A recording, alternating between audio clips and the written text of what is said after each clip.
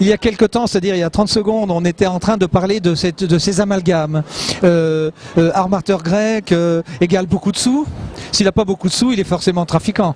Voilà, il est forcément trafiquant ou magouilleur ou paresseux, puisque voilà, par exemple, en raison de la crise de la dette en Grèce, oui. On a beaucoup évoqué la paresse du grec, alors que statistiquement, et ça ce sont des chiffres d'Eurostat, le grec travaille plus que l'allemand. Mais bon, il fait pas des Mercedes, il fait de l'huile d'olive. Alors évidemment, ça rapporte la feta, moins. La vraie feta. La feta. Oui. Les Portugais le disent d'eux-mêmes, on travaille beaucoup, mais pas chez nous. Oui, bon, bah ça c'est une conséquence effectivement aussi de la crise que vivent actuellement beaucoup de pays du Sud. Et là, on voit que, je veux dire, on prend le cas de la Suisse. Hein, j'ai parlé en première partie. Oui, parce qu'on est en Suisse, là. Oui, oui. On parle de la Suisse, mais on voit que les forces vives de ce pays sont aussi venus de l'étranger. Ce pays ne serait pas ce qu'il est si les forces vives, à la fois les cerveaux et les petites mains, n'étaient pas venus ici pour le porter. On va rendre hommage à Anne Cuneo qui nous a quittés il n'y a pas si longtemps que ça, qui avait écrit ce petit livre, que si les saisonniers quittaient la Suisse, mais il n'y avait plus personne pour conduire l'autobus, plus personne pour vous servir, plus personne dans les hôtels. Les frontaliers à Genève. Si les frontaliers quittent Genève, le canton s'effondre. Il n'y a plus de boulangerie, il n'y a plus de soignants dans les hôpitaux. Je veux dire, on peut énumérer les exemples à merci. Comment c'est possible ça? Parce qu'on dit qu'au Japon, quand on est c'est pas un japonais, non, c'est un coréen ou c'est un philippin. C'est profondément humain. D'où vient cet sentiment de racine et de dire c'est chez moi? Mais nous sommes des primates, mon cher. Alors, nous avons. C'est le territoire. Je veux dire, c'est le territoire, c'est le tribalisme, c'est le repli sur l'espèce.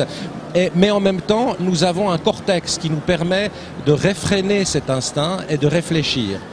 Donc voilà, le cortex nous donne cette possibilité. Alors, tout dépend ensuite de la capacité qu'on a d'utiliser notre cortex plutôt que nos réflexes de primates.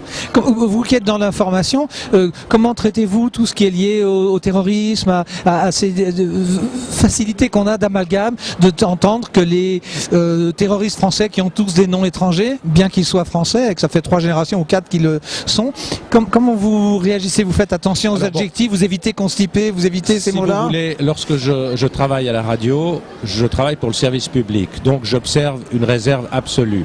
Oui, heureusement il y a les livres. En revanche, lorsque je m'exprime librement, eh bien, on dira que la France, d'abord, je reprends les termes je crois d'un journaliste français dont le nom m'échappe maintenant, qui a dit c'est d'abord un échec de la politique de la ville. C'est-à-dire à partir du moment où on crée des ghettos, eh bien, il faut s'attendre à ce que ces ghettos génèrent un certain nombre de phénomènes, dont ces phénomènes extrémistes. Et en France, bien davantage qu'en Suisse, mais en Angleterre aussi et dans une moindre mesure aussi en Allemagne, nous avons laissé faire, nous avons laissé se créer des ghettos dans lesquels les gens n'ont pas accès à nos valeurs, à notre société et à la profondeur de notre tissu social qui fait même l'essence de notre société.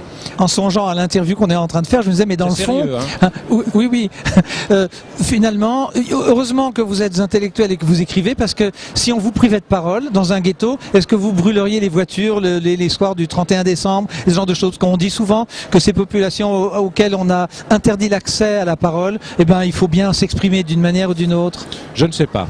Honnêtement, je ne peux pas répondre à cette question, mais je pense que peut-être pas. La parole, à mon avis... Non, vous les voleriez, les voitures. Non, mais je pense que la parole est le moyen de communication et l'écriture. Hein. Oui. Mais la parole d'abord, puisque l'écriture vient dans un deuxième temps, mais la parole d'abord, c'est le moyen d'expression, je veux dire, royal, c'est la voix royale, la parole. Encore faut-il être entendu, et encore faut-il avoir un message à transmettre, encore faut-il avoir quelque chose à dire.